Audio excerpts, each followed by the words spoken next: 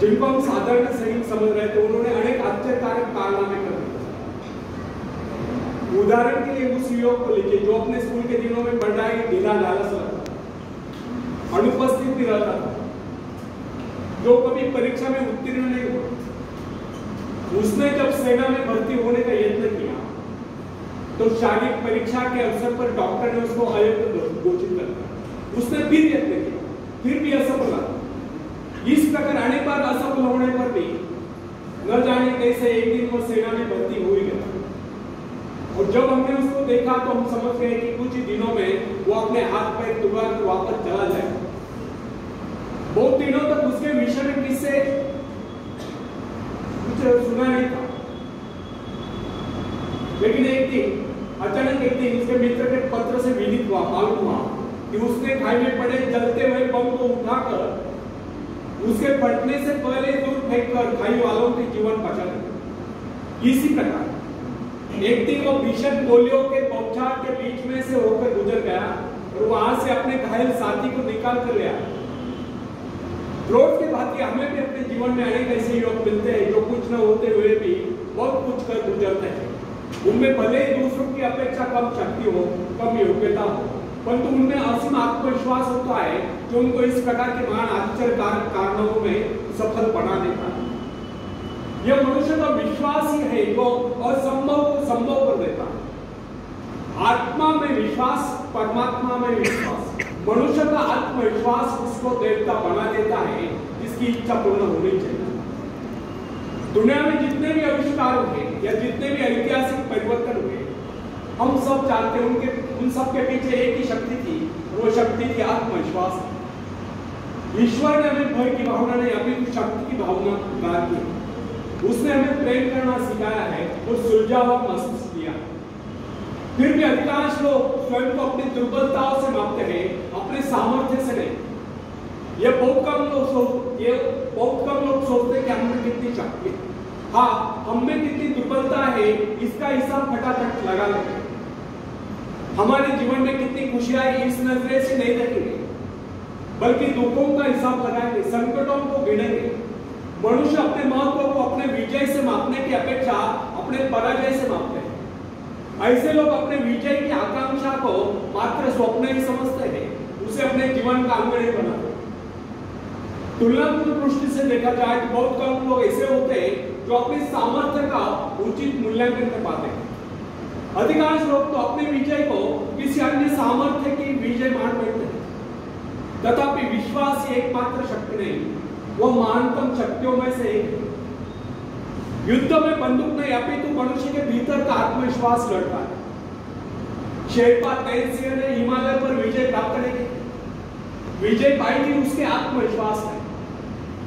गाद का मानवीर गोलियत जब इजरायली शिविर में युद्ध करने के लिए पहुंचा तो उसने उसे ललकारते हुए कहा, यदि किसी में साहस हो तो आगे बढ़े, परंतु किसी ने साहस का परिचय नहीं दिया। उसकी दूसरी ललकार सुनकर डेविड नाम का एक सैनिक उससे युद्ध करने के लिए आगे बढ़ा।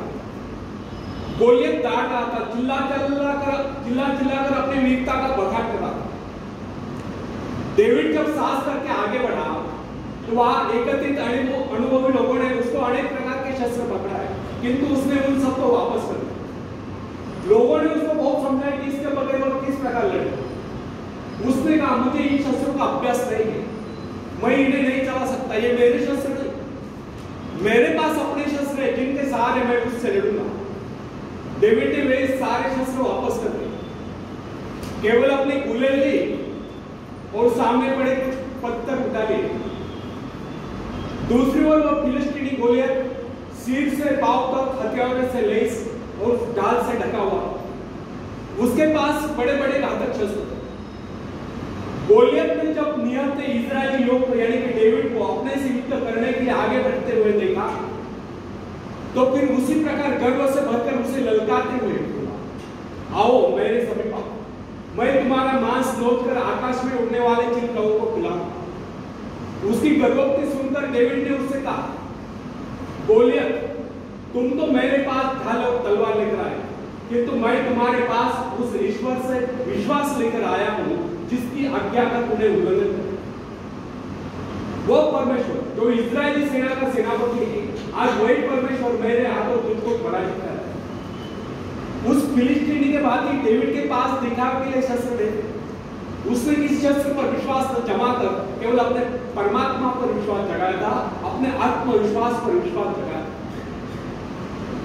उसी विश्वास के आधार पर उसने गोलियत को पराजित कर दिया। उसने अपने गुलेल में एक पत्थर सटाया और गोलियत के माथे को निशाना बनाकर उसे छोड़ दिया। पत्थर लगते ही वही जमीन पर लोट-पोट हो गया। यह डेविड के दृढ़ आत्मविश्वास का ही परिणाम था कि सिर से पांव तक हथियारों से लैस गोलियत को उसने धूल चटा दी, केवल एक गुलेल और ईश्वर के प्रति अपने विश्वास के दम पर, अपने आत्मविश्वास के दम पर। इससे सिद्ध होता है कि आत्मविश्वास अनन्य रूप से सफलता की कुंजी है। यदि विश्वास नहीं, भरोसा नहीं तो उपलब्धि नहीं। विश्वास जितना दृढ़ होगा, विजय की संभावना उतनी अधिक होगी। हम लोगों में यदि कमी होती है तो केवल आत्मविश्वास है। हम लोगों में यह भावना नहीं होती कि हमारे भीतर जो ईश्वर आत्मविश्वास के रूप में बैठा हुआ है, वह संसार की सबसे बड़ी शक्ति है। वह शक्ति हमारी सहायक है। फ्रेंड्स, विवेकानंद ने कहा है, जिनके पास आत्मविश्वास है वही आस्तिक, और जिनमें आत्मविश्वास नहीं है वह नास्तिक। उन्होंने तो इतना ही कहा है, अगर आपके पास आत्मविश्वास नहीं है, चाहे आपको 33 करोड़ देवताओं पर भी विश्वास हो, लेकिन आप में अगर आत्मविश्वास नहीं है तो भी आप नास्तिक। आत्मविश्वास सबसे इंपॉर्टेंट चीज है हमारे जीवन में। और आत्मविश्वास कब आता है?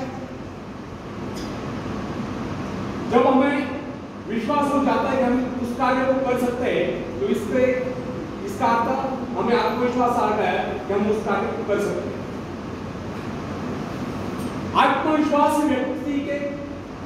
आत्मविश्वास व्यक्ति के लिए कोई भी कार्य असंभव नहीं होता। जो व्यक्ति अपना आत्मविश्वास जागरूक कर लेता है, उसकी शक्ति स्वयं में दोगुनी हो जाती है। जो व्यक्ति दृढ़ विश्वास के साथ किसी बात को करता है, सभी श्रोताओं पर उसका वैसा ही प्रभाव पड़ता है। आत्मविश्वास के बल पर मनुष्य भीषण से भीषण बाधाओं को भी पार कर जाता है।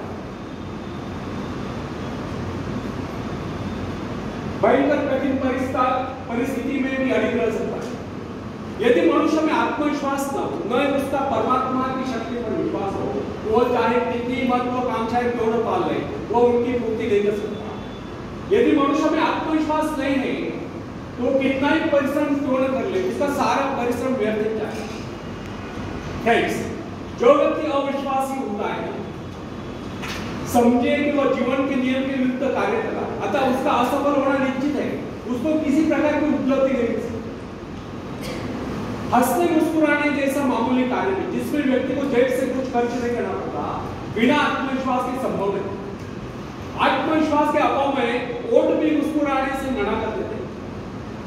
फ्रेंड्स, यदि हम सफलता चाहते हैं और हंसते हंसते इस जीवन को गुजारना चाहते हैं, तो इसके लिए सर्वप्रथम हमें अपने भीतर आत्मविश्वास पैदा करना। उन दो मनुष्यों में धरती और आकाश का अंतर होता है, जो आत्मविश्वासी है, जो अनात्मविश्वासी है। जो व्यक्ति आत्मविश्वास रहित होता है, उसका जीवन कभी ऊपर की ओर उठ नहीं सकता, जबकि जो व्यक्ति आत्मविश्वासी होता है, उसका जीवन ऊपर को उठे बिना नहीं रह सकता। संसार में जितने भी महान कार्य जिस किसी ने किए हैं, वे सब साहस के आधार पर ही हुए और किए गए। आत्मविश्वास व्यक्ति के शब्दकोश में असंभव शब्द होता है। जो लोग अपनी शक्तियों का अनुमान नहीं लगाते, जिनके जीवन की आकांक्षा मात्र खाने पीने तक ही सीमित रहती है, जो ये नहीं जानते कि इस धरती पर परमात्मा ने किसी कार्य विशेष के लिए भेजा है या उनकी इच्छा कोई कार्य विशेष करने की थी, वे लोग न तो आज तक संसार में कुछ कर पाए हैं, ना ही भविष्य में कुछ कर पाएंगे। मेरे पास एक नवयुवक का पत्र है, वो लिखता है, मैंने अब तक कुछ कर पाया है, ना ही भविष्य में पाने की आशा रखता हूं। मैं सदा से ही आबादी रहा, मुझमें कभी आत्मविश्वास था ही नहीं, और भविष्य में भी मुझमें कभी आत्मविश्वास जागरूक नहीं था। उस नवयुवक के असफल होने के कारण स्पष्ट है। उसके असफल होने का मुख्य कारण उसकी मानसिक स्थिति। जिस आदमी की मानसिक स्थिति ऐसी होती है उसको कभी सफलता नहीं मिल सकती। सफलता पहले मस्तिष्क में उपलब्धि है, उसके बाद उसको कार्य रूप में प्राप्त किया जाता है। मन में यदि विश्वास हो तो मनुष्य अवश्य सफल होगा। जिसके मन में यह विश्वास आ जाए कि वो विजय है, सफल है और दुनिया का कोई ऐसा कार्य नहीं जिसे वो अंजाम न दे सके, तो सफलता है उसके कदम चुनती है, वो व्यक्ति सफल है।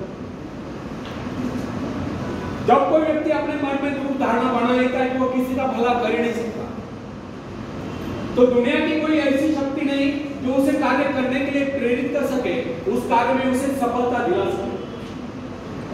फ्रेंड्स, जब हम जीवन में सफलता की बात सोचते हैं तो उससे पूर्व हमें अपने विजयदायी शक्ति पर पूर्ण विश्वास होना चाहिए।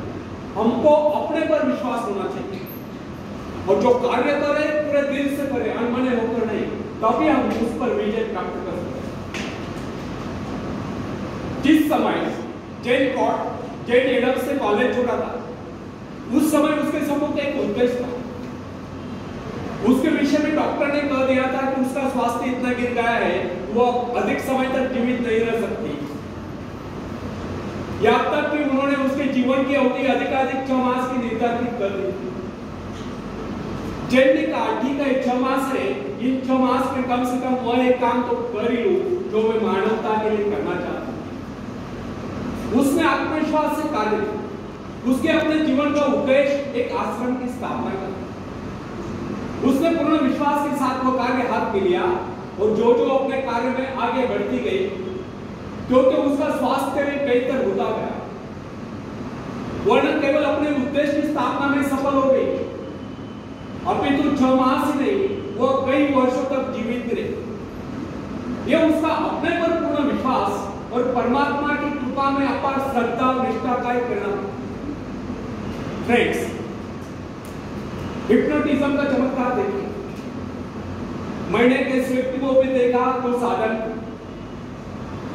उसको जब हिप्नोटाइज कर दिया गया तो उसने वह कर दिया दिखाया जिसकी कोई कल्पना नहीं कर सकता।